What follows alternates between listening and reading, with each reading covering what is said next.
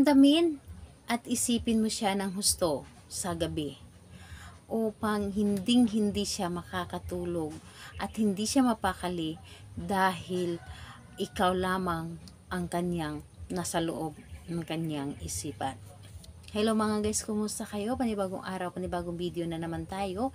And sa araw na ito ay isa na namang video ang aking ituturo sa inyo na simpleng gabay o simpleng pamamaraan na makakatulong sa atin. At bago ang lahat, gusto ko lang mag-disclaimer sa mga taong hindi naniniwala at hindi gusto ang aking itong video. Please escape this video and maghanap ka ng videos na gustong-gusto nyo dahil ang video na ito para lamang sa mga taong naniniwala in ko mag-try.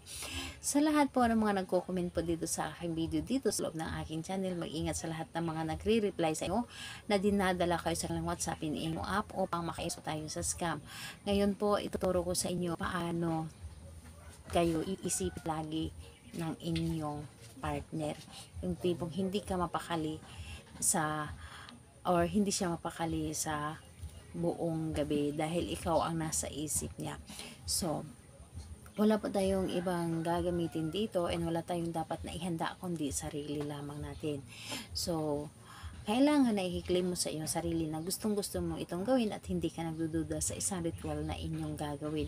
Dahil kapag may pagdududa ka, hindi mo ito or malabo mo ito mapapagana. So, dapat buo po ang inyong loob sa paniniwala at tiwala. So, ganito po.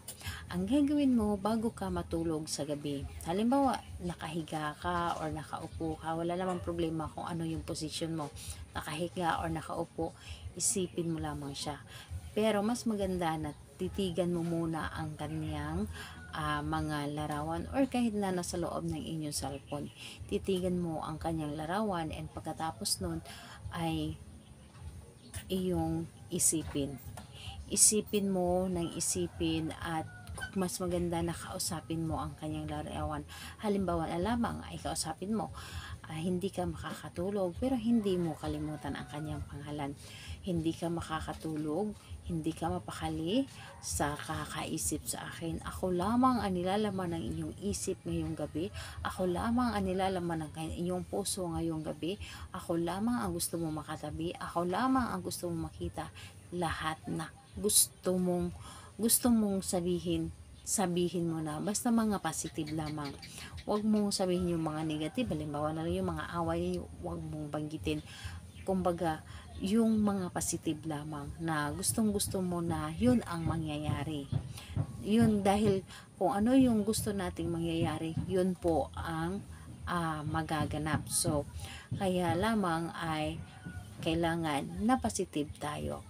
So, yun lamang ang dapat mong gawin. Isipin at kausapin mo siya at sabihin mo ang lahat na gusto mo. Ganun lamang kasimple.